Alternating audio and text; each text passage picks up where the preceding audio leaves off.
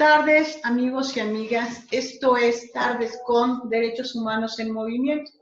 Y el día de hoy tengo el gusto de que esté con nosotros Roberto Mancilla Castro. Él, aparte de ser un gran amigo y con el cual sostengo una serie de conversaciones muy buenas, muy inteligentes y que siempre me dejan una enseñanza y que además disfruto mucho. Él es doctor en Derecho Constitucional y es el presidente de la Comisión de Transparencia y de la Protección de Datos Personales de Movimiento Ciudadano. Y él les va a contar más quién es él, porque yo no quiero adelantarme más. Así que, mi querido Roberto, dinos, ¿quién es Roberto? ¿Quién es Roberto Mancilla? Pues, para empezar, pues nací en Reynosa, Tamaulipas. Entonces, soy de la frontera, soy hijo único. Soy hijo de una enfermera y un abogado. Mi papá tiene el despacho en la casa. Entonces, te podrás imaginar que todos los días bajaba yo, y de hecho hay anécdotas de que bajaba yo con una carpeta Manila a hacer juego con mi papá, ¿no? A decir que yo iba a ayudar a sus clientes. Mi papá litiga mucho lo que es obrero. Ok. Litiga laboral pro obrero, ahí en Tamaulipas. Pues me le fui a Monterrey a estudiar 4 años y medio al TEC. Después de eso regresé 1 año y medio. Me le volví a ir. Estuve haciendo una maestría y un doctorado en la Universidad de California en Berkeley. Después 6 meses de estancia de investigación en la Universidad de Texas, Austin. Y de ahí regresé al despacho de la familia. Empecé a comulgar con Movimiento Ciudadano. El entonces coordinador Dante Delgado, pues me conocía. De hecho, en 2012 presenté un libro en el Senado de Derecho Constitucional. Y de ahí me conocía y pues dijo, ya este muchacho acabó el doctorado, su papá da miedo, si es la mitad del litigante ya hicimos ganga, ¿no? Okay. Es muy curioso, pero en realidad los doctores en Derecho no son así como que los mejores litigantes. No sé, las demandas que he visto de muchos doctores son muy, muy bonitas, pero les falta la agresión. Bueno, sí, los agravios y el argumento, ¿no? Entonces, entre que empecé a llevar acciones de inconstitucionalidad y litigio electoral como externo, y después migré a la Ciudad de México en 2016. Me trajeron de jefe de asesores para la bancada de Movimiento en la Constituyente. Que de hecho, aquí una cosa bien chistosa. Yo en la maestría estudié diseño institucional y diseño de constituciones, que como te dije fue en Estados Unidos y son libros súper prácticos. Estudiamos casos, estudiamos etnologías, y allá en California hay un programa que es el Jurisprudence y Social Policy, que es probablemente de los mejores programas interdisciplinarios de derecho del mundo. Pues me tocó ahí estar pegado. No hice el PhD, que es propiamente el programa, pero estuve tomando todas las clases, excepto las de métodos de investigación. Entonces, a mí me tocó con Malcolm Feeley, estudié diseño institucional, diseño de constituciones, y en el doctorado le metí ciencias de la complejidad y cibernética de segundo orden al derecho. Entonces, de eso fue mi tesis, retroalimentar a la teoría jurídica un montón de cosas que ahorita están muy en boga. Sí, claro. Entonces, mi papá siempre me decía, porque como yo no litigaba tanto, y mi viejo quería que fuera litigante. De hecho, siempre tenía este discurso que le llamábamos mi mamá y yo el discurso de Darth Vader. Ok. Únete a mí, yo concluiré tu entrenamiento, juntos dominaremos el 19º circuito judicial como padre. Pero él me había dicho pues en lo que es él, que nunca iba a aplicar todas esas cosas esotéricas que había estudiado, que cuando iban a diseñar una constitución en México, y la sorpresa que se les ocurrió reformar la constitución para que la Ciudad de México se volviera Estado. Así es. Entonces me voy de jefe de asesores, termino, porque la constituyente duró 8 meses. Luego luego me ofrecieron ser presidente de la Comisión de Transparencia. Cuando yo llegué estaban en ceros, apenas estaban empezando.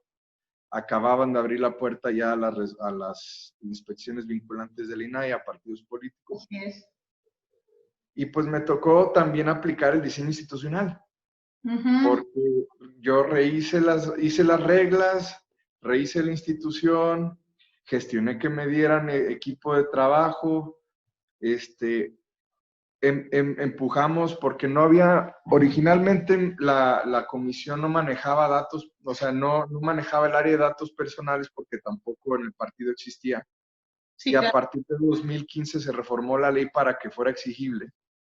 Una pregunta, Roberto, ¿por qué es fundamental, porque esto acabas de tocarlo, por qué es fundamental el trabajo de la Comisión de Transparencia, tanto el derecho a la información como el cuidado de datos personales? Ahí voy en eso también, porque de hecho estoy escribiendo una columna sobre este tema.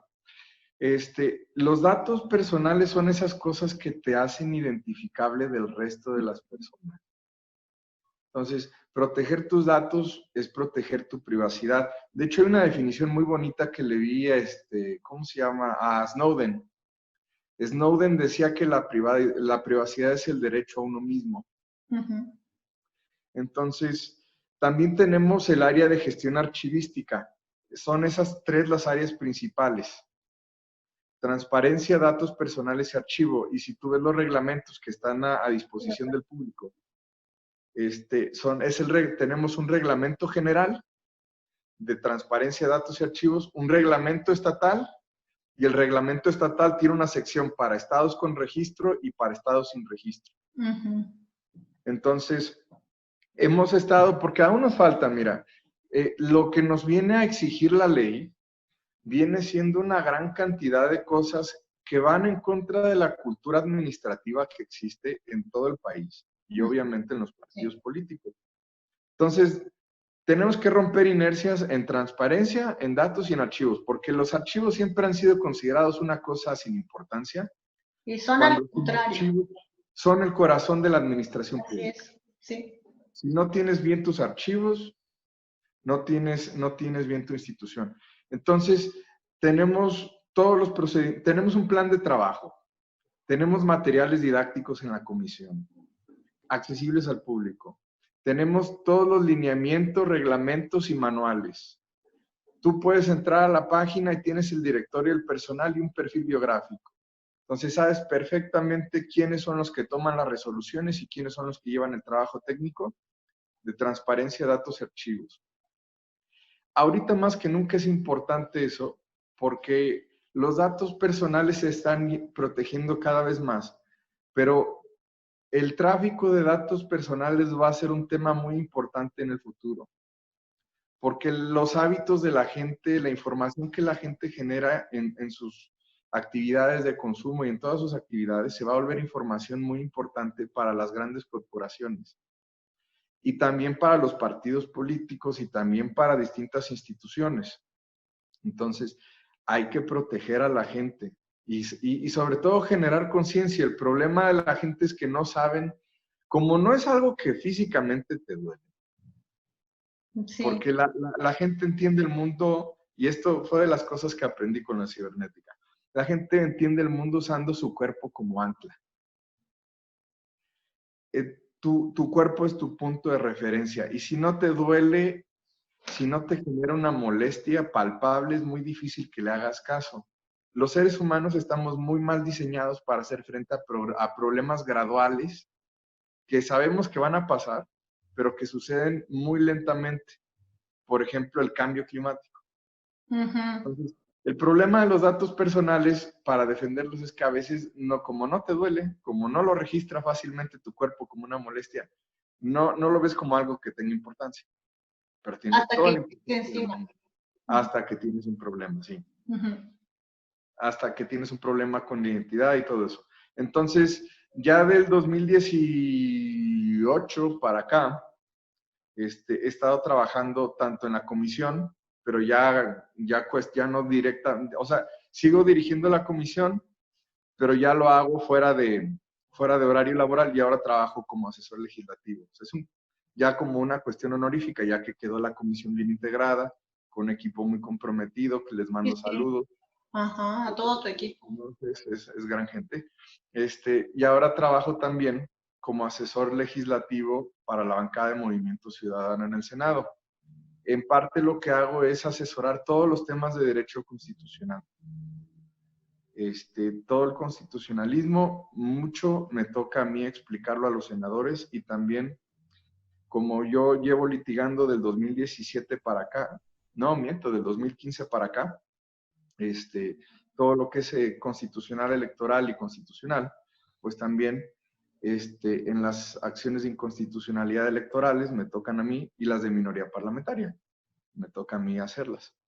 Me parece. Bueno, y antes de que entremos a todo este trabajo de litigio que tú has hecho, sí me gustaría hacerte una pregunta muy básica, que para ti va a ser vas a decir, ay Laura, ¿cómo me preguntas eso? Pero empezaste tú a litigar en 2015. Hiciste un libro de derecho constitucional que presentaste en el Senado. Desde tu perspectiva y desde tu experiencia, ¿qué significa la reforma constitucional de 2011 para ti? Uy, es que eso no es una pregunta básica. Es más, si fuera una pregunta básica, seríamos un mejor país. Yo sé, pero quiero que me digas. Probablemente es una de las mejores cosas que le han pasado al país. Sí. Porque antes de la reforma, vaya, se aprecia muy poco el marco, todo lo que cambió el régimen institucional en la transición democrática, pero sí vale la pena hacer un recuento de cómo estaban las cosas antes. Antes tú no tenías derechos propiamente, eran garantías individuales y no eran derechos inherentes a tu persona, eran cosas que el Estado te daba a ti. Entonces era un enfoque estadocéntrico de derechos. El amparo, que aún tiene muchos defectos, el amparo era mucho más torpe aún, porque tenías tú que andar peleando. No había forma de declarar inconstitucional una ley en general. Entonces, solamente era para ti declarada inválida y si había un nuevo acto, valiste gorro y tenías que empezar otra vez. Entonces, no había ni un marco fuerte de derechos, ni tampoco había un régimen de amparo fuerte, que tampoco lo sigue habiendo, pero está más fuerte que antes. La Suprema Corte eran 21 ministros, en su mayoría venían siendo quemados del sistema político, muchos eran políticos de carrera o eran juristas que tenían también su parte política, había de todo un poco, era una ensalada, pero o tenías un gran favor con el presidente. Entonces, sí, la Corte era más parcial a los designios del presidente. Se reformaba y se sigue reformando tristemente la Constitución con las grandes mayorías. Y el fiscal venía siendo no un administrador de justicia, sino un gestor de impunidad. Lo que se trató de hacer con la autonomía de la fiscalía era que dejara de haber un régimen donde el presidente era el jefe supremo y a través del fiscal se gestionaba a quién se castigaba y a quién no. Entonces no se administraba tanto justicia, se gestionaba la impunidad, y perdón por decirlo de una forma tan severa y tan fea. Yo creo que es directa y está bien. Entonces, la reforma del 2011 viene a ser un paso donde tú tienes derechos por el solo hecho de ser humano y donde se ampliaron grandemente el catálogo de derechos porque además los derechos humanos que están en tratados y que están contenidos en la Corte, en la jurisprudencia de la Corte Interamericana, ampliaron la esfera de derechos de una forma que aún no sabemos bien qué tanto se ampliaron. Y se está probando a punta de golpes. El problema es que no, es una cosa muy incomprendida porque aún hay mucho resquicio judicial de todos estos jueces y magistrados que se hicieron con las garantías individuales. No porque sean malas personas, porque había una cultura diferente, donde los derechos se aplicaban de la forma más estricta posible. Y ahora hay un mandato constitucional de aplicarlos de forma amplia. Entonces, si tú te quieres ir un poquito más amplio de lo que estaban, ya hay el susto. No, ¿cómo vas a hacer eso? ¿Por qué no? Son derechos. Así es. Que en parte lo hemos hecho también. De hecho, usamos de palanqueta la reforma del 2011 para hacer travesuras en acción de inconstitucionalidad. Te ríes porque sabes de qué voy a hablarte. Ya sé. En 2017 se creó la Ley de Seguridad Interior, ¿no? Sí. Entonces, se fueron a la acción de inconstitucionalidad, la de diputados, la de senadores, la CNDH. Hubo también dos controversias, una de un municipio de Chihuahua, otra en Puebla, y no me acuerdo quién más se fue a la guerra en esa. Pero Álvarez Maínez le soltó la idea al jefe, vayámonos a la acción de inconstitucionalidad. Sí. Entonces, no sabían cómo, pero tenía la intuición de que hay que proteger derechos políticos. Y la Constitución señala que es estrictamente para la materia electoral. Empezamos a hacer este litigio estratégico para lograr que nos admitan las demandas de acción de inconstitucionalidad contra derechos políticos que estén fuera de legislación electoral. Lo hemos intentado en seguridad interior, lo hemos intentado contra la ley de alcaldías, contra la Constitución de la Ciudad de México, con lo de caso Godoy. Sí. Lo hemos intentado en varios temas, donde hay derechos políticos a proteger, pero que no están supeditados a la materia electoral. Entonces, por ejemplo, en el caso de seguridad interior, se establecía un régimen de vigilancia a las manifestaciones. Y eso, por el hecho de estar en una ley, ya generaba un efecto disuasor. Entonces, nosotros argumentamos que, que la reforma del 2011 reconstituyó el régimen de derechos y rehizo en su esencia también la acción de inconstitucionalidad. Entonces, la acción de inconstitucionalidad debía de usarse el artículo primero para poder tutelar derechos políticos, porque los partidos en el 41 constitucional te dice que son promotores de la vida democrática. Entonces, si somos promotores de la democracia, si no hay derechos políticos, no hay democracia. Así. Los derechos políticos no solo son votar y ser votado, son tener un cargo público, tener un disfrute de ese cargo público en condiciones de igualdad por cuestiones, y acceder al mismo en esas condiciones por cuestiones de paridad de género. Sí. Y participar en consultas, referéndums y otros temas.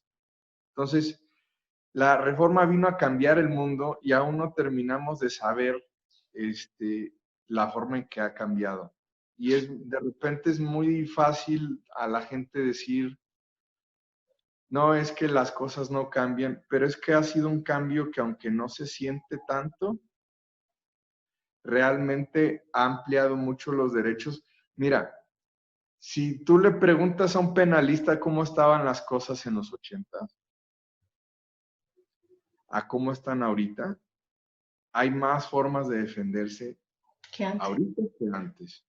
Sí, les cuesta más trabajo, pues, violentar precisamente los recursos que tenemos para podernos defender. Eso es muy importante. Y a mí me gustaría, de todas estas acciones de inconstitucionalidad, todos los recursos que has hecho, hay uno que me gustaría que en especial pudieras platicar ampliamente. Que sabes cuál es, sabes que te voy a preguntar.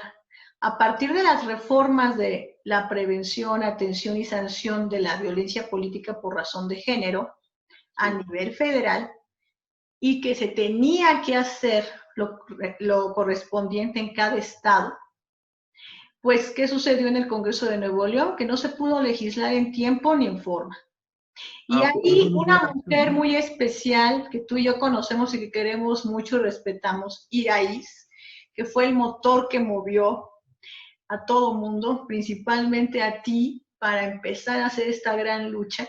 Cuéntame cómo se organizaron, cómo fue la estrategia para que el pasado 5 de agosto el Tribunal Electoral del Poder Judicial de la Federación ordenara que el Congreso de Nuevo León tenía que legislar en materia de paridad y violencia política en razón de género. Porque es un precedente enorme. Sí. Bueno, aquí un par de cosas que sí quiero aclarar y tú, ¿Sí? son cosas que te he dicho yo que las siento muy fuertes. Bueno, primero lo que no es fuerte, no fue acción de inconstitucionalidad. Fue un Fue recurso. un juicio electoral Sí. primero y después no lo reencausaron al local y de ahí, ahorita lo explico, y de ahí salimos en un JRC. Sí, un recurso. Bueno, sí, entonces, aquí también otra cosa es que yo realmente, aquí fue de entré bateador emergente, fueron las prisas, había muchos tiempos muy exigentes, pero tú sabes que a mí los temas de paridad de género me gusta que los vea una mujer.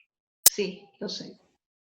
De hecho, a Iraíz la conozco de muchos años, pero habíamos trabajado juntos una acción de inconstitucionalidad contra una reforma electoral en Nuevo León.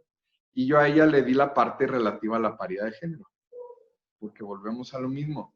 Solo una mujer debe enarbolar y proteger las causas de una mujer. Completamente de acuerdo contigo. Ok, habiendo hecho esa aclaración, pues Iraíz me contó el tema y traían la idea de un amparo.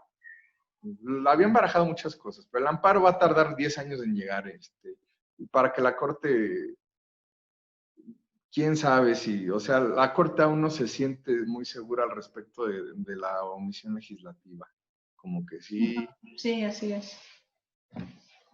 Y en cambio el Tribunal Electoral ha resuelto omisiones legislativas así desde el 2013. Entonces, le comentó al coordinador, pero no fue al coordinador, comentó al diputado Luis Donaldo Colosio, pidieron la ayuda nacional, me pidieron que interviniera, que me iban a dar una llamada.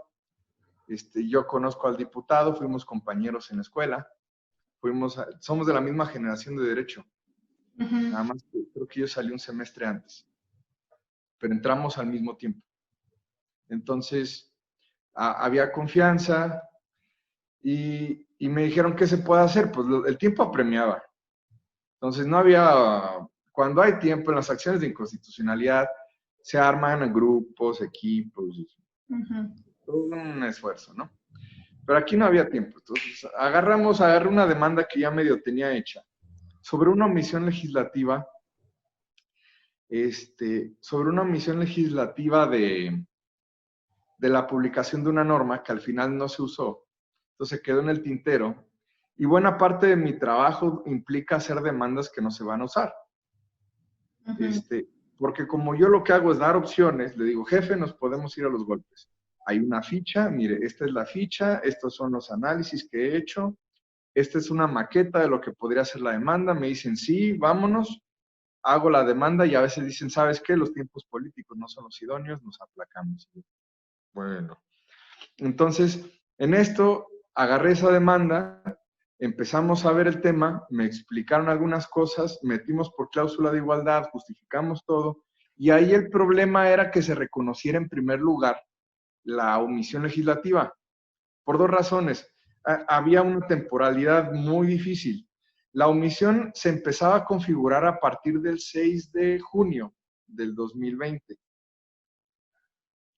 El problema es que los transitorios de la reforma en materia de paridad de género establecían que a nivel federal debía de tenerse legislado todo en un año. Sí. Pero no se establecía la temporalidad para los estados. Entonces, dejaba en incertidumbre el legislador a todos los estados y decíamos nosotros, tribunal, integra, haz una integración jurídica si hay una laguna. Si no dice el legislador, por el principio de interpretación favorable, pro homine o pro persona más bien, Sí. para efectos de la neutralidad pro persona, tienes que homologar también y que sea un año. Violencia política, por cuestión electoral, tendría que legislarse también pronto, aunque en realidad vence en 2020 y algo.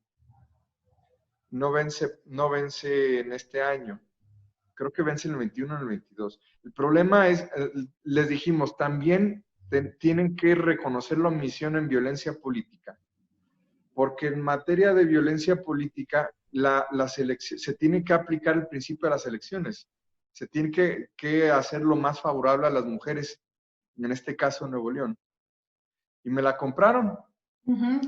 O sea, hay otro contexto. En el 105 constitucional viene la prohibición de que no se puede legislar 90 días antes.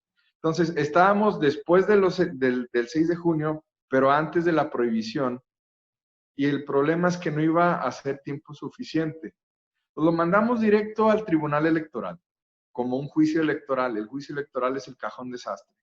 Ahí cabe todo, pero tienes que explicar que no aplica todo lo demás.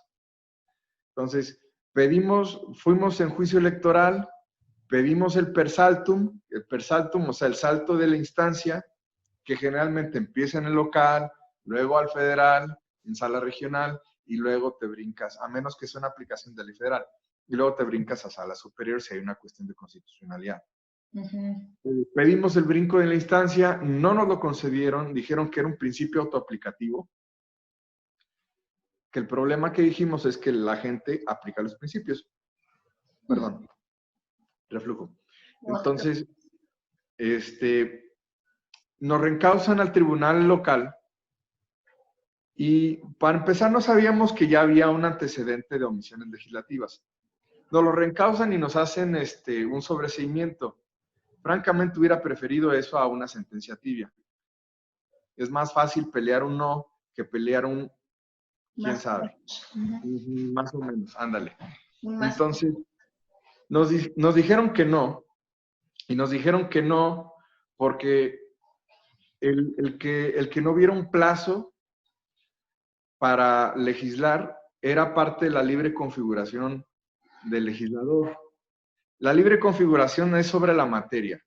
Si ordenan legislar en paridad, el legislador tiene la libertad de hacer una ley ad hoc o de reformar la Constitución y la ley. O sea, tiene cierto parámetro de acción para poder determinar la forma en cómo va a implementar el mandato constitucional. Pero eso no significa que tenga todo el tiempo del mundo para hacerlo. Entonces nos dijeron eso y nos dijeron que como estaba en comisiones, había evidencia indiscutible de que se iba a legislar y que por eso no. O sea, las cosas uno no son. Sí. Y querían decir que no había omisión porque medio eran. No. Entonces nos fuimos a la revisión constitucional, JRC, porque a veces hablo en siglas los electorales y me regañan, porque nadie se sabe las siglas. Entonces, nos fuimos a la revisión constitucional en sala regional. Sala regional lo manda a sala superior por la importancia del tema. Y sala superior determina que efectivamente había una omisión en paridad de género y había una omisión en violencia política. Nos dieron todo, o sea, fue sacar la lotería. Wow. Pero como ya no estaban en los tiempos del 105, ¿no? O sea, se tenía que legislar, pero el OPLE tenía que generar un acuerdo de reglas provisionales para eso. Y también señaló que en Zacatecas y en Tabasco había una situación similar. Sí. Entonces, lo que hicimos recientemente también fue presentar una demanda en Zacatecas, o más bien contra Zacatecas, el Congreso, y también la idea de hacerlo en Tabasco si no se ha legislado. Y en otros estados que también el tribunal podrá reconocer después donde no se ha legislado, porque así fue, o sea, los derechos se tienen que garantizar y los partidos políticos no lo tenemos presente, pero tienen un rango amplísimo de instrumentos jurídicos que pueden usar para hacer litigio estratégico en pro de derechos políticos. La forma en cómo se creó la acción de inconstitucionalidad electoral se hizo para proteger las prerrogativas, o no las prerrogativas, me refiero a proteger los mecanismos, las reglas del juego. Ajá. para que los partidos chicos pudieran defenderse de los partidos grandes cuando los partidos grandes en algún estado cambiaran las reglas. Por ejemplo, ahorita lo vas a empezar a ver que la Suprema Corte está sacando, ya resolvieron Michoacán, ya resolvieron Tamaulipas, van a empezar a sacar sentencias de acción de inconstitucionalidad contra reformas electorales. 23 estados reformaron sus constituciones y sus marcos jurídicos. Nosotros estamos peleando 6. Estamos peleando Baja California, Chiapas, Morelos, Veracruz, tanto reforma constitucional como legal en separadas, y Puebla, que Puebla son 2. Una donde le ponían letras chiquitas a la paridad de género para que se aplicara de una forma restrictiva. O sea, te lo pongo para quienes son feministas, básicamente querían constitucionalizar el ni feminismo ni machismo, humanismo. Ajá, sí. No. O sea, ponían en la Constitución que la paridad, o sea, que la paridad se aplica en los casos donde expresamente se mencione, pero en el resto de los casos tiene que imperar el trato igualitario entre hombre y mujer. Bueno, y las categorías sospechosas que están en el primero constitucional, ¿para qué existen? Entonces, sí. También demandamos esa, la acaba de presentar la diputada Marta Tagle, la tesorera de Puebla. Y también, pues, te digo, hemos estado ocupados, pero eso fue a grandes rasgos el tema, que de aquí a finales de año, los estados donde no se haya legislado en el tema, vamos a estar tratando, también esto fue iniciativa de Jessie Ortega, de Andar y tuya. No niegues también tú que tuviste mano en esto. Pero bueno. Pues, mano. La idea es eso, andar litigando en los estados donde se pueda, donde no haya, para que haya reglas provisionales. Y no estaría mal también ver cómo hacer exigibles los derechos políticos de paridad en lo que respecta a la composición de gabinete, de OCAS y de Poder Judicial, porque eso es el más pesado. Ajá, y ahí hay como un hueco porque la Corte no se quiere meter tanto en el tema de la amplitud de los derechos políticos, por decir que son porque decir que solo los partidos pueden defender materia electoral, pero por otro lado, el Tribunal Electoral también luego tiene una concepción restrictiva de derechos electorales. Porque, pues, obviamente en el membrete dice Tribunal Electoral, no Tribunal Político, y se entiende. Pero, claro, pues vamos, no estaría mal ver cómo hacer un esfuerzo para hacer efectivo eso. Sí, y bueno, esto implica una gran... Las demandas de las mujeres, ¿eh? Sí, claro, pero además implica algo muy importante. Para mí es un precedente histórico fundamental. Bueno, lo que nos acabas de contar, Roberto, a mí me emociona muchísimo, porque ha creado un gran precedente en México, ¿sí? E historia también, y para todas las mujeres. Pero todo lo que nos estás diciendo es todo un análisis histórico, también jurídico, político y social. Y a mí me surge una idea que ya lo hemos platicado en algunas ocasiones, la importancia de crear clínica jurídica al respecto. Cuéntanos, ¿qué piensas? Okay. Es que, mira, ahí, por ejemplo, lo que también te comentaba es que los partidos políticos tienen muchísimos recursos a su disposición para poder hacer tutela de derechos políticos. Mira, tienes la acción de inconstitucionalidad en materia electoral, que eso puede defender el derecho a votar y ser votado, pero hemos tratado de empujar el presidente. En seguridad interior nos quedamos muy cortos por cualquier cosita. Nos habían desechado la demanda, logramos ganar el recurso a que la admitieran, primera sala, la resolución del recurso está preciosa, la ministra Piña traía una idea muy buena, y luego en el pleno se sobreselló y la perdimos por un voto. Qué horror. O sea, llegamos hasta lo último, nadie me creía que íbamos a llegar, debía haber apostado con la gente, el coordinador Dante, bueno, en ese momento coordinador, decía, no, Roberto, pues yo sé que es más un posicionamiento político y así como que, jefe, aguánteme, ahí voy. Entonces, tenemos eso, por ejemplo, que vamos a empujar el tema hasta que al fin salga. Y de hecho, en Tercera Vía publiqué una columna sobre ese tema si alguien quiere verlo, o sea, de cómo los partidos pueden defender la Constitución en ese rubro. Tienes también, por ejemplo, hay una jurisprudencia que te habla de los derechos, colectivos. O sea, la tutela colectiva de derechos, que los partidos pueden defender derechos colectivos, porque no hay una acción colectiva electoral para individuos. O sea, el 17 constitucional te habla de la posibilidad de acciones colectivas y eso se ha traducido en la vía electoral a que sean los partidos. Entonces, con esa jurisprudencia en la mano, reclamamos en el juicio electoral la omisión legislativa. Es decir, ahora sí que en vez de un 2-3 por mí, por todos mis amigos, un 2-3 por mí, por todas las mujeres de Nuevo León.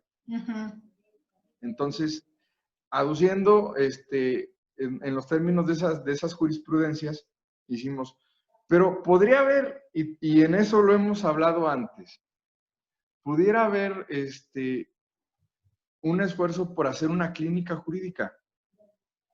Más que una clínica jurídica, pues sí, o sea, un despacho de litigio estratégico.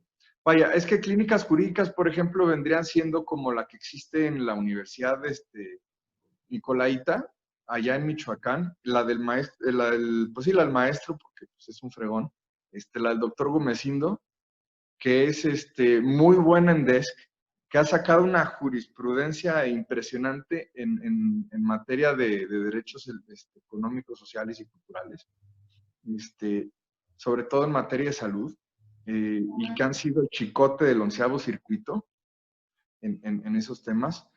Pero eso está adscrito a una universidad, por eso es una clínica. Acá sería más una división de litigio estratégico. Sí, puede ser una división, pero en realidad lo que haces es ese análisis, el mismo que hacen en la clínica jurídica de la UNAM o en una clínica jurídica en la cual participa universidades y organizaciones, ¿no? Invalidar normas, sí, lo entiendo. Pudiera hacerse, y realmente para lo que son los partidos, no toma mucho recurso. O sea, necesitas una pequeña oficina, unos 3 abogados. Buenos, eso sí. Tienen que ser buenos abogados. Comprometidos con la causa, o sea, unos abogadas y abogados, 3 o 4 gentes, y nada más ir delimitando cuál es tu agenda política. O sea, tu agenda política serían los 22 puntos del decálogo, que es una síntesis de la ideología de Movimiento Ciudadano, que es un partido centro-izquierda. Sí, sí. De corte socialdemócrata. Sí, así es. Y bueno, aquí también a mí me parece muy importante que es dentro de las clínicas donde yo he participado, dentro de los análisis, es que los derechos políticos son derechos humanos, o voltearlos al revés, los derechos humanos son derechos políticos, no los podemos separar. Y fíjate, no solo eso, son derechos políticos que son irreductibles en el estado de excepción. Así es. También, o sea, yo he hecho mi garrote con la interpretación cruzada del primero constitucional con el 29, párrafo segundo. El párrafo segundo del 29 te dice que los derechos políticos, la vida, la integridad, el nombre, y no me acuerdo cuáles otros, no se pueden tocar en estado de excepción. Si no se pueden tocar en estado de excepción, tienen que protegerse de forma especial durante la normalidad constitucional. Claro. Entonces, la soberanía no es nada más, como decía Carl Schmitt, quién decide en el estado de excepción, sino también quién decide en la normalidad. Entonces, si el poder reside en el pueblo, entonces el pueblo tiene derecho a que se exija el cumplimiento especial de sus derechos políticos. En ese sentido, y perdón que vivo debrayando, ya me conoces, pudiera hacerse una clínica del litigio estratégico, aprovechando también la presencia que tiene el partido en todos los estados, o en la gran mayoría, y pudieran empujarse causas de forma selectiva. O sea, no, bueno fuera que pudiéramos abocarnos a tomar una gran cantidad de asuntos, no hay que confundir eso, por ejemplo, con también la asesoría jurídica gratuita, Sí, que no son muchas cosas veces diferentes, son dos cosas diferentes. Si debo de completamente aclarar, o sea, diferentes. lo que sería una gran idea para todos los partidos que realmente se quieran comprometer con la ciudadanía es que haya un grupo especializado de abogados, así como los tenemos en la representación con el licenciado Juan Miguel, que también es gente muy, muy buena y muy comprometida. Así hubiera un grupito de 3 o 4 que agarraran de forma selectiva y vieran cómo crear jurisprudencia, proponer acciones de inconstitucionalidad, proponer a los gobiernos de Movimiento Ciudadano también controversias constitucionales, o sea, dar asesorías. Porque, por ejemplo, los gobiernos estatales sí tienen mayor facilidad para hacer las controversias, pero muchas veces los gobiernos municipales, sobre todo los municipios chiquitos, no tienen el know-how para defenderse porque una controversia constitucional tiene mucho que ver con un amparo, pero no es lo mismo. No, no es igual. Y son casos muy sofisticados muchas veces y es muy difícil. Y pudieran, por ejemplo, a través de los conflictos competenciales defenderse también derechos humanos y causas, como lo está haciendo, por ejemplo, el municipio de Colima, que a través de una controversia constitucional peleó el acuerdo del 11 de marzo, era marzo o mayo, no, mayo, 11 de mayo de 2020, en el que se despliega al ejército a hacer funciones de Así seguridad es. pública. Entonces, también, o sea, por ejemplo, está defendiendo derechos humanos, Claro. pero lo está haciendo a través de una demanda hecha para defender la esfera competencial, o para los que no son abogados, la capacidad de hacer y no, de poder hacer de un municipio sus competencias, tiene esa posibilidad también de defender indirectamente derechos humanos. Entonces, hay muchos instrumentos jurídicos, los partidos tienen mucha sofisticación, sobre todo los de mediano y gran tamaño. Tienen un poquito más de sofisticación que los partidos de reciente creación, que nada más están viendo cómo mantenerse en el juego. Y pudiera ser algo muy, muy interesante y muy importante, el poder hacer, no asesoría gratuita, litigio estratégico. Sí, Entonces, porque bueno, a través de este litigio estratégico es porque estamos cambiando cosas estructurales y que sí, eso es esencial, porque vas contra la estructura que beneficia al colectivo como tú lo has dicho, no es uno solamente. La asesoría también es importante, pero aquí estamos hablando de litigio estratégico para beneficio de sectores de la población o para grandes sectores de la población. Bueno, además de todo eso que yo creo que no terminaríamos de hablar, de verdad, nos llevaríamos como 2 horas o 3. También hay otra cosa que yo sé de Roberto y que además me encanta, además de que escribe en Tercera Vía, escribe en diferentes blogs, tiene su propio blog. También Roberto es pues un escritor de cuentos. Y una maestro cosa, de la universidad también eres maestro de Derecho Constitucional. Así que, ¿cuál de las dos quieres empezar a hablar? ¿Como maestro o de tus cuentos? hago un infomercial primero, no escribo, bueno, me han publicado en Tercera Vía, pero yo escribo de fijo En tu en el semanario Sin Límites. sí. Llevo ya 3 mes y medio, lo estoy haciendo cada quincena, ya tengo una para la próxima semana que pudiera gustarles. Estamos viendo temas de trinchera. La idea es mira, muchas columnas me ha tocado ver, no comentan los jurídicos, muchos no comentan los temas de trinchera, los, porque no los tienen tan cerca, no los tienen presentes, o también porque litigar implica pensar mal. O sea, litigar es buscar dónde hay una debilidad, buscar quién está haciendo una maldad. A mí me, a mí me pagan por pensar cuáles son las maldades que vienen de los otros. Y en ese sentido, estoy tratando de hacer temas muy prácticos muy importantes y que no siempre se toman en cuenta. Pero bueno, quitando ese infomercial, una disculpa. ¿Cuál? Un tema de que no se toma en cuenta, un tema de trinchera. Te cuento las primeras 3 columnas rápido. O sea, ahorita voy para la cuarta. Por ejemplo, en la primera columna di aviso de cómo se están reformando lo que estaba viendo yo en las acciones, cómo se reforma la Constitución y las leyes locales para favorecer, que es una cosa de siempre, pero cómo el ruido que generó la disputa del INE y Ackerman con su forma de ser, que o lo amas o lo odias,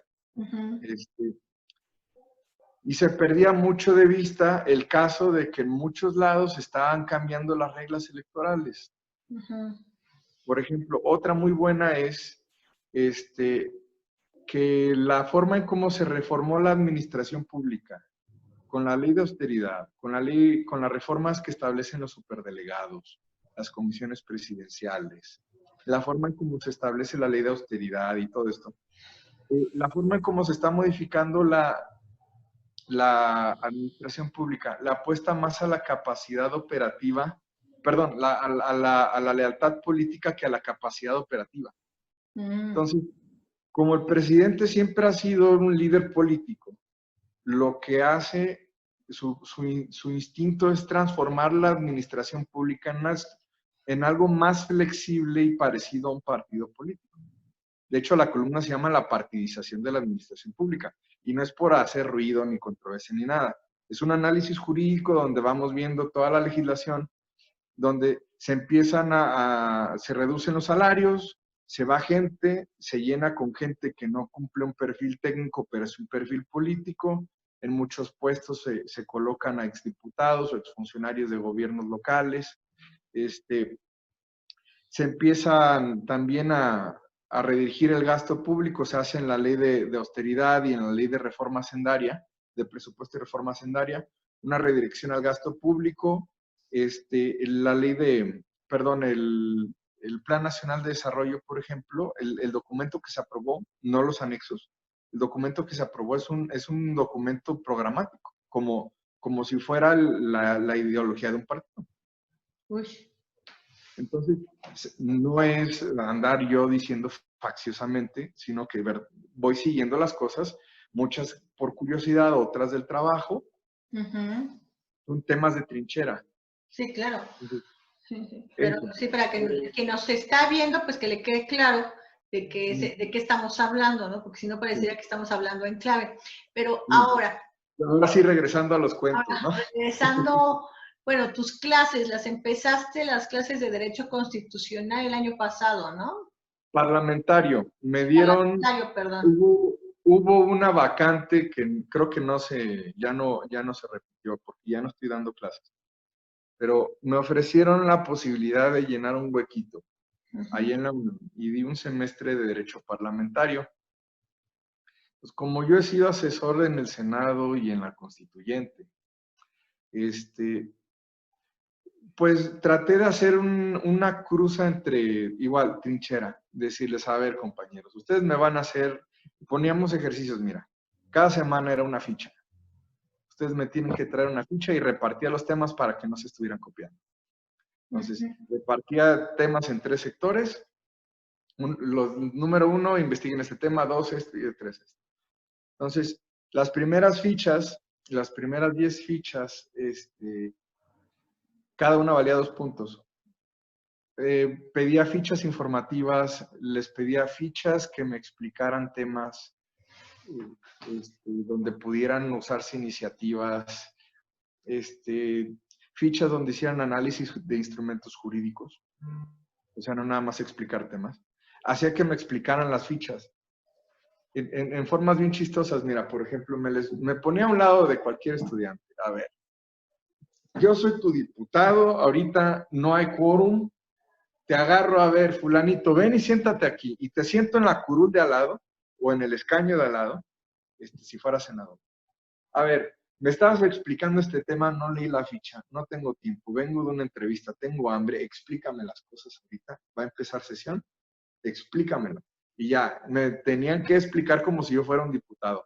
O les ponía otra hipotética también, que a veces estás cazando a tu diputado o tu senador, lo estás busque y no lo encuentras porque está en juntas, está en, haciendo trabajo político, está en comisiones, está en el pleno, y lo terminas de encontrar al final del día y va a otra parte y te subes al coche donde va él, o al Uber o lo que sea, y vas acompañándolo. Y ahí vas, explicándole el tema en el carro. ¿No?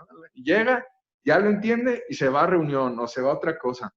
Existe una muy mala opinión de los políticos, pero es gente muy trabajadora. O sea, los políticos que realmente... Los que sí trabajan. Los que realmente hacen su actividad trabajan mucho. O sea, y no es nada más porque tenga el buen ejemplo de Dante Delgado y de Clemente Castañeda y de todos los senadores. Sí, sí. Pero bueno, está eso. Entonces, me hicieron una iniciativa también. Me hicieron un dictamen. Les dije, ustedes hagan iniciativa de su tesis. ¿Tienen un tema de tesis? Sí. ¿Quieren que les explique cómo pueden desarrollar cosas? Y ahí les empezaba yo a explicar de cómo desarrollar una tesis, cómo diseccionar una ley, o sea, cosas prácticas que nadie te explica. Porque los libros, y de hecho existe una deficiencia terrible de libros de derecho parlamentario. Hice una vez un conteo porque buscaba material para mi clase, de más o menos, de cada libro que encontré parlamentario había 15 o 20 de procesal constitucional. Y vaya, me fascina el procesal constitucional, me encanta. Pero es el derecho donde se hace el resto del derecho y debiera ser el derecho más importante. No se le pone tanta atención. Que de hecho, si quieren, estos son los buenos de hecho de parlamentario. Mira, el mejorcito, no sé si lo tengo, es este. Este lo recomiendo. Sandoval Ulloa. Curso de Derecho Parlamentario, José Sandoval Ulloa. Ok. Pues para quienes están estudiando Derecho y les interesa el Derecho Parlamentario, que es fundamental si quieren entrar en política, y también conocer el Derecho Constitucional, esta es una muy buena recomendación. ¿Y Sí, cómo surge los cuentos? que pones a escribir los cuentos? Porque la última vez, no sé ya en qué cuento vas, pero llevas bastantes. Sí, de hecho, los cuentos surgen en... Yo siempre había querido escribir, o sea, a mí me fascinaba escribir. Desde los 13 años escribo cosas, pero pues también porque nunca tuve quien me enseñara a escribir. Me hice yo a punta de golpes. No tuve quien me enseñara a escribir y no caía yo en cuenta, por ejemplo, de errores que cometes. Todos los escritores jóvenes, o no todos, pero muchos tienen el defecto de querer hacer su primer trabajo que sea una novela. Cuando en realidad lo que tienes que empezar es hacer cuentos, aprender a manejar un proyecto a largo plazo y hacer una novela. Entonces, por un lado, yo a la universidad entré y me empecé a hacer artículos, eso sí, correcto. Artículos y columnas es la forma en cómo se desarrolla la escritura jurídica. Y me di cuenta, o sea, yo no si escribía derecho tenía que pasar un buen rato para escribir cuentos. ¿Quién sabe por qué me metí esa idea ahí en rara ahí en la cabeza? Y ya cuando estaba en el doctorado, mi asesor de tesis, Malcolm Feely, le di el primer borrador, nos reímos porque era una cosa ridícula. Se supone en California son estudios chicos, 300 páginas ya es un exceso, me aventé 500. 500 en 3 años. Imagínate, metiéndole cibernética al derecho, haciendo modelos de comportamiento jurídico, explicando el derecho como sistema complejo a pequeña, mediana y gran escala, etcétera. Entonces me dijo, ¿sabes qué? Voy a andar con las manos llenas un buen rato. No te quiero ver como en 3 meses, hijo, o más. O sea, viaja por el mundo, haz lo que quieras, pero no me toques ahorita con la tesis. Pues, ¿no?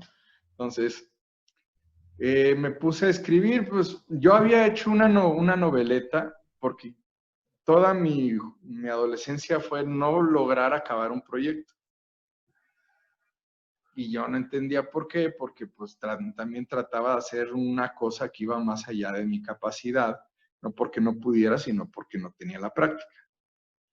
Sí. Entonces, lo más que pude hacer fue una noveleta al final de la escuela, de la universidad, que ahorita estoy reescribiendo una novela, nada más por el gusto, por reconciliarme con un pedacito mío de la juventud, supongo.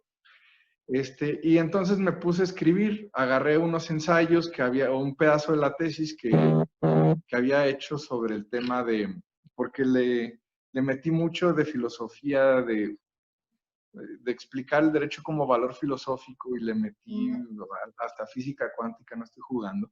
O sea, le metí un montón de madres extrañas a mi tesis y de eso salió la base para empezar un proyecto.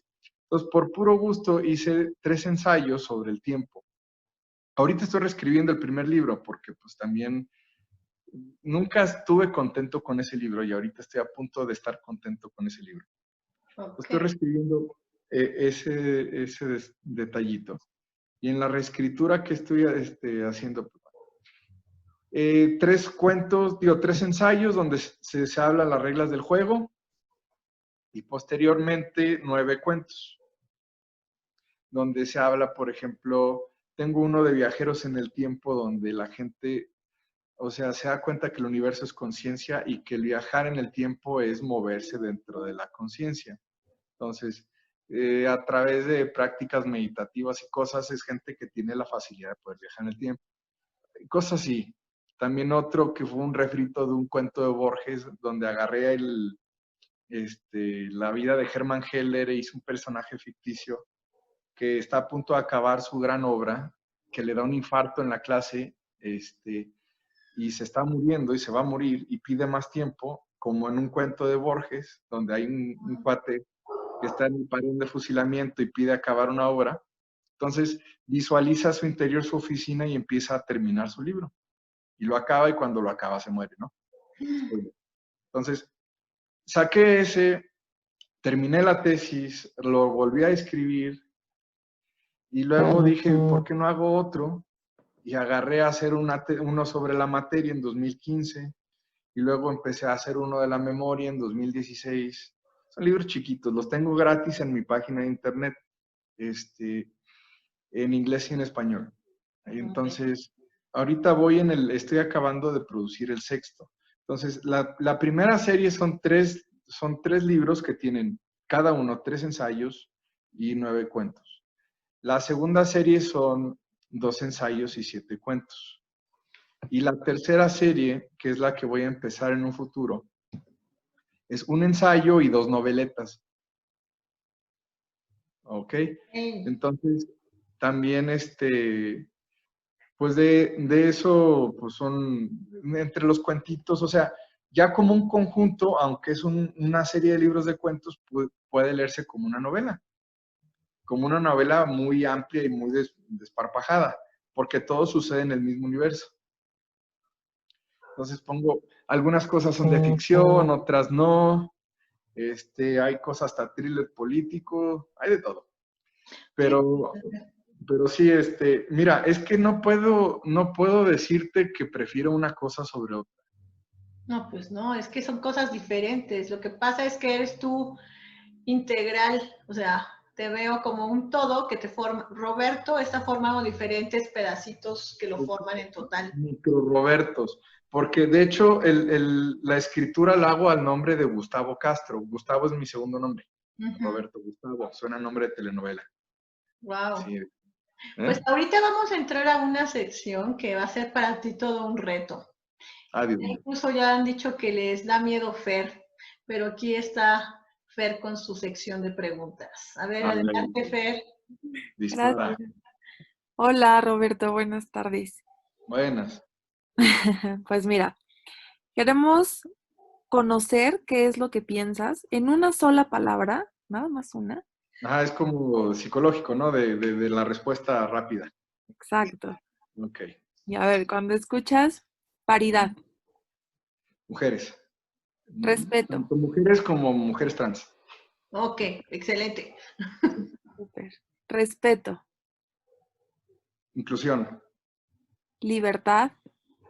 Todos. Derechos humanos. La base. Justicia. Lo ideal. Y ciudadanía. Ladrillo. Bueno, Ladrillo. lo que construye otra cosa. ¿Cómo? No te escuchamos.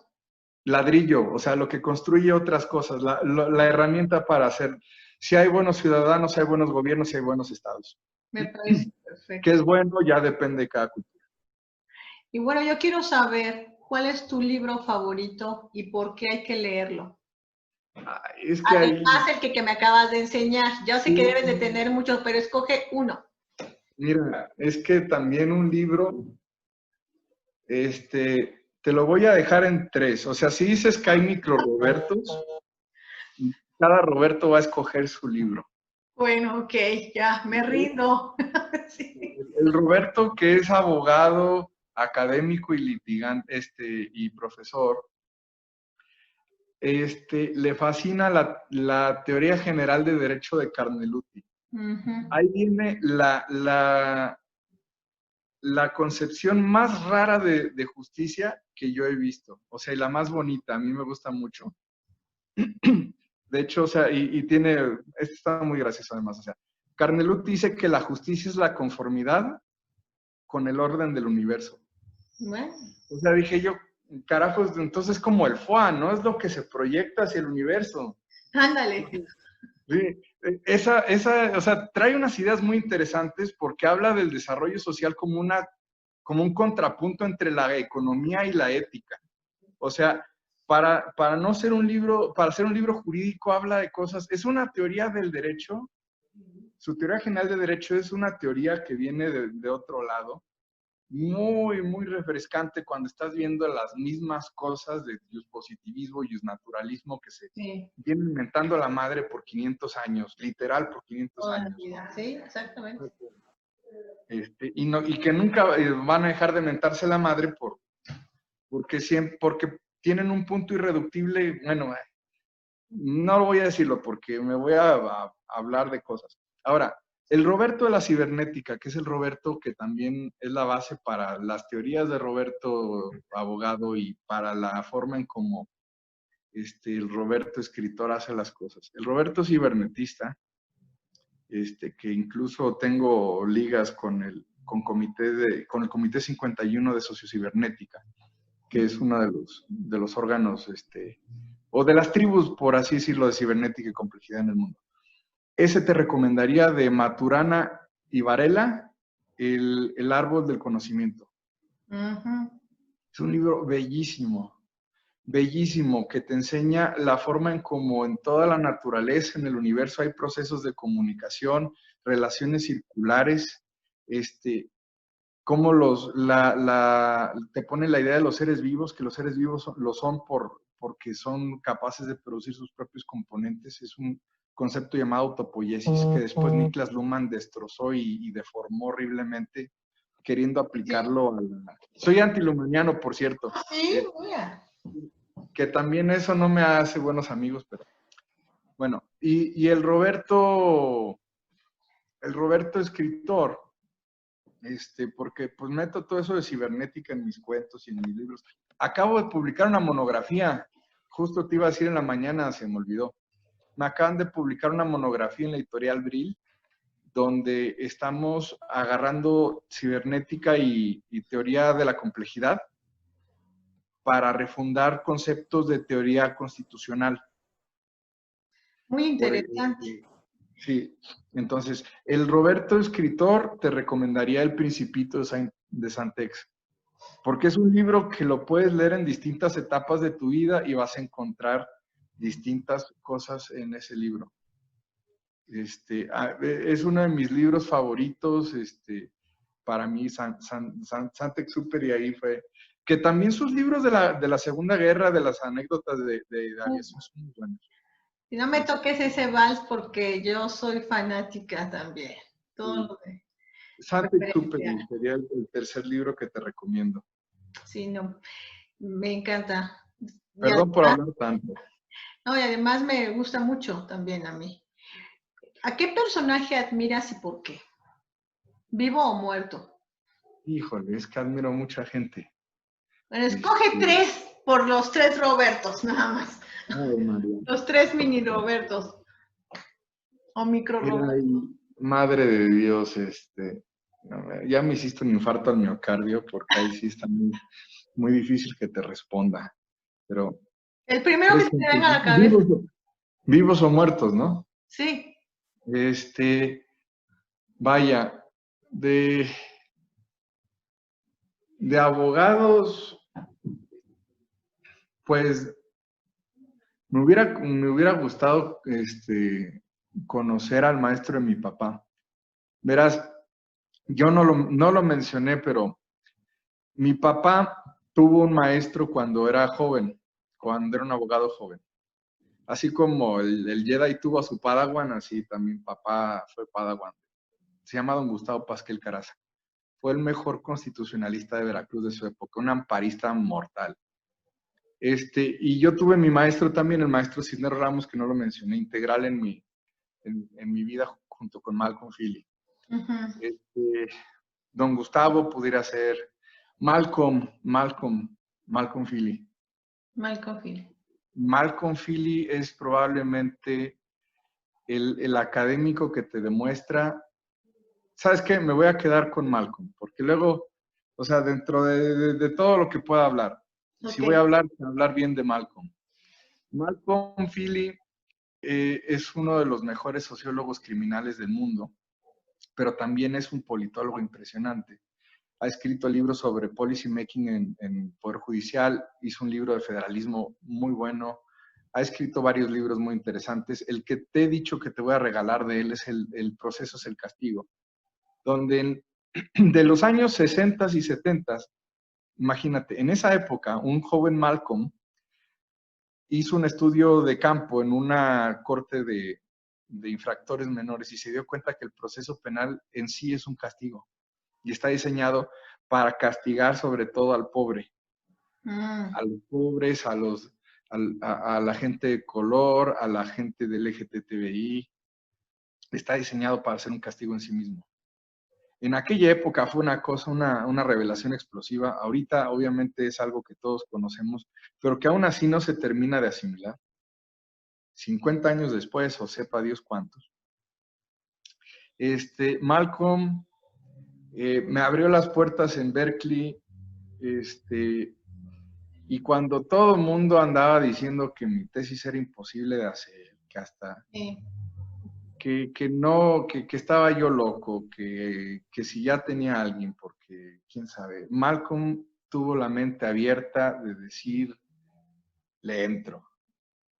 O sea, no solamente es un gran académico, es una excelente persona y además enseñaba a que para ser académico tienes que tener la mente abierta a otras disciplinas, a otras cosas. Enemigo a muerte de la hiperespecialización. Tomaba estudiantes que veían temas completamente diferentes. Unos en cortes, otros de sociología criminal, otros de filosofía del derecho. Historiadores, le tocaron dos en lo que yo estuve ahí. Yo ahí de constitucionalista y de cibernetista punk, yo era como la oveja negra con los de Berkeley, porque también mi tesis fue una cosa bien rara y casi lo mato con la tesis. Pero yo digo Malcolm, es más, hasta la foto que tiene institucional se ve de que es la persona más buen rollín del universo. Ok, pues entonces. entonces. Te buscar su foto. Muy bien. Y también te quiero preguntar, si no te hubieras dedicado al derecho constitucional y a la política, ¿qué hubieras sido? ¿A qué te hubieras dedicado y por qué? Yo, mira, acabé en la política por puro accidente. Sí, pero el derecho constitucional, ¿no? Yo quería ser académico. O sea, este trabajo me reta muchísimo porque para empezar, ser académico es un poquito cómodo para mí porque pues yo en mucho puedo congeniar con otros especialistas y no me tengo que andar metiendo a explicar cosas a gente que no sabe el tema. ¿Qué hubiera sido? Francamente no sé, porque desde los 4 años, o sea, hay una anécdota muy chistosa con mi papá, que cuando papá lee el periódico en la tarde, se acuesta a la siesta, lee el periódico. Imagínate un Roberto de 4 años, estaba yo jugando ahí enfrente de mi madre. Me levanto así de la nada, sin razón de por qué. Me levanto, voy al cuarto donde está mi jefe y le digo, papá. Papá baja el periódico. Voy a decir una maldición, por cierto. Papá baja el periódico. Y dice, ¿qué pasó, hijo? Le digo, papá, voy a ser abogado. Y mejor que tú. Y papá, de que qué bueno, hijo. Para pendejos nada más una en la familia, por favor. Quizás hubiera sido escritor. Es que mira, lo que pudo haber sido en realidad lo estoy siendo. O sea, yo con el sueldo, tengo mi página de internet, tengo el tiempo en mis vacaciones, escribo mis cuentos, subo mis cuentos gratis, no tengo que andarme peleando con una editorial, no tengo que vivir de eso, puedo dar clases de repente, o sea, mal vivo todo lo que podría hacer. En vez de vivir una sola cosa bien, mal vivo todo. Soy asesor, estoy metido en política, estoy metido en la academia porque no dejo de publicar 2 artículos al año mínimo, disciplina ante todo. 2 artículos, voy a congresos internacionales, escribo cuentos, entonces no te puedo decir que me hubiera gustado ser en vez de ser abogado, porque en realidad malvivo todas las realidades que me hubieran gustado ser en individual. Muy bien. Fer, adelante. Tiene otras 2 preguntitas. No me pare. ¿Qué consejo les das a las y los jóvenes que, como tú, quieren participar en la política? Híjole. Es que yo vuelvo. Yo terminé en la política por puro accidente. O sea, a mí me jaló Dante Delgado. Yo en la vida pensaba estar metido en la política. Pero, y nunca me interesó porque a mí me tocó la mala fortuna de ver la campaña de 2006. Y las campañas negras de Calderón me enfermaron de ver cosas tan terribles, invariablemente de que en aquella época yo creía en el ahora presidente, que me ha decepcionado profundamente. Pero la forma en cómo se devino la política allí, desde las campañas negras y de todo eso, fue terrible. Entonces yo me enfermé por como 10 años de la política. Y si hay algo que yo le agradezco a Dante Delgado es que me enseñó que uno no puede ser egoísta y chiflado, porque es una chiflazón, el no estar metido en lo político de alguna forma o de otra. Al menos el no entender o no querer entender la realidad política que tiene. Es un deber cívico entender tus reglas y tu sociedad y andar retando tus nociones de cómo está construida. Porque tú vives una realidad particular que puede no ser una realidad para otros. Entonces, yo diría que el consejo, o sea, sería tener una mente abierta. Ok, muy buen consejo. Tener una mente abierta porque tú crees que sabes del mundo y en realidad el mundo te enseña todos los días lo que puede ser. Claro. Muchas gracias. ¿La segunda? ¿Perdón? ¿Y la segunda? La segunda. Otra vez, con una sola palabra. Define a Roberto Mancilla. Bueno, si quieres 3. No. Roberto. O sea, francamente, nada. O sea, yo no sé nada. Esa es la única certeza del mundo, que estoy bien pendejo. O sea, pero al menos estoy consciente de que lo soy, que no sé nada. Podré escribir libros, podré hacer 1000 cosas, pero al final del día las cosas son tan amplias y la gente nos puede enseñar tantas cosas y podemos aprender de todo lo que nos rodea si estamos dispuestos a aprender. Que al final soy nada, soy una cosita ínfima. Ahí está, no es una palabra, pero es un concepto. Soy un Jon Snow, yo no sé nada. Yo no sé nada, sí. Me hiciste acordar de muchas cosas. Pues muchísimas gracias, Roberto. Yo creo que exactamente, yo solo sé que no sé nada y que además aprendemos diario una del otro y de la otra. Es algo que siempre le he dicho a Fer, yo siempre aprendo de ustedes y algo les enseñaré yo, no sé qué, pero algo enseñaré. Y así es. Y pues, Roberto, te agradezco muchísimo la entrevista. Vamos a seguir platicando porque realmente hace falta mucho por hacer y hay muchísimas cosas que conocerte. Eres un gran ser humano y un gran amigo. Te lo agradezco mucho. Amigos, esto es todo por hoy. Nos vemos el próximo jueves. Espero que les haya gustado esta entrevista. Hasta luego.